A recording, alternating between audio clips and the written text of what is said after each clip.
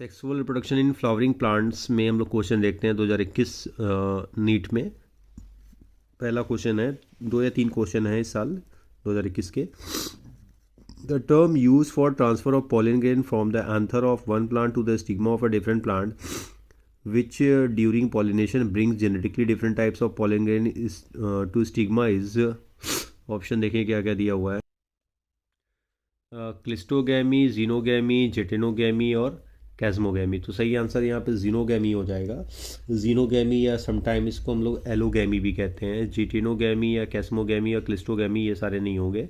Cleistogamy तो मतलब ऐसे फ्लावर का प्रोडक्शन होना जो कि हमेशा बंद होते हैं, क्लिस्टोगैमस फ्लावर उन्हें कहते हैं हम लोग। अगला क्वेश्चन है, typical angiosperm embryo sac at maturity. तो 7 सेल और 8 न्यूक्लियाई होती है।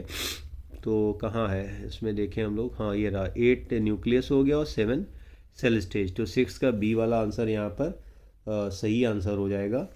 उसके बाद देखते हैं 2021 का कौन सा क्वेश्चन है। In some members of which of the following pairs of families pollen grain retain their viability for month after release?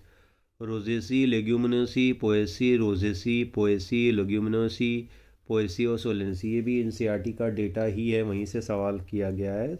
Answer इसका ए वाला सही है। रोजेसी और लेग्यूमिनोसी फैमिली जो है उसके जो पॉलन होते हैं उनकी वायबिलिटी एंथर से निकलने के बाद महीनों तक रहती है। ओके, तो ये भी हो गया क्वेश्चन इस चैप्टर से। ह्यूमन रिप्रोडक्शन से क्वेश्चन देखते हैं हम लोग। एक ही क्वेश्चन है 2021 में। Which of these is not an important component of initiation of parturition in humans?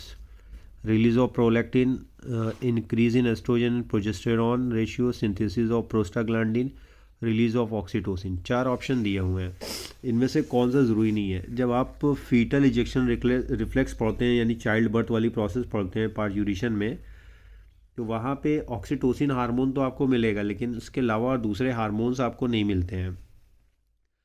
लेकिन इसका मतलब ये भी नहीं कि ये हार्मोन यहाँ पे रिलीज़ नहीं होते हैं, राइट।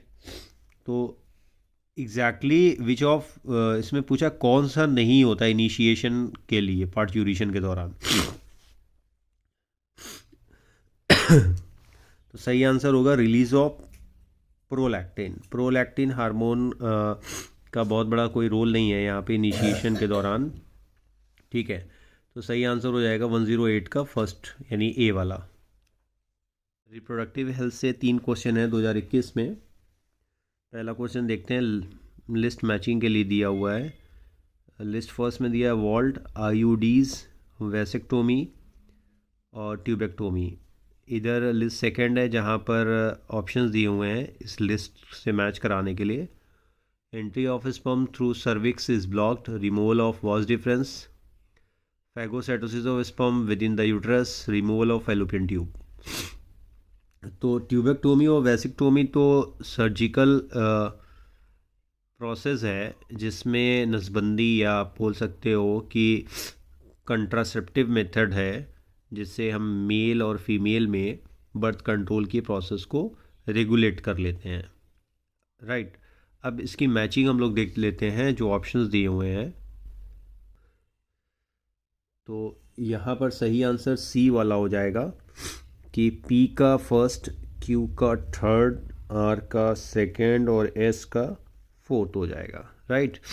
अगला क्वेश्चन किस से ही है, किस में ही, which one of the following is an example of hormone releasing intra uterine device IUD, multi load 375, copper T, LNG 20, copper 7। तो सही आंसर यहाँ पर हो जाएगा सी वाला, LNG 20 is the hormone releasing intra uterine device.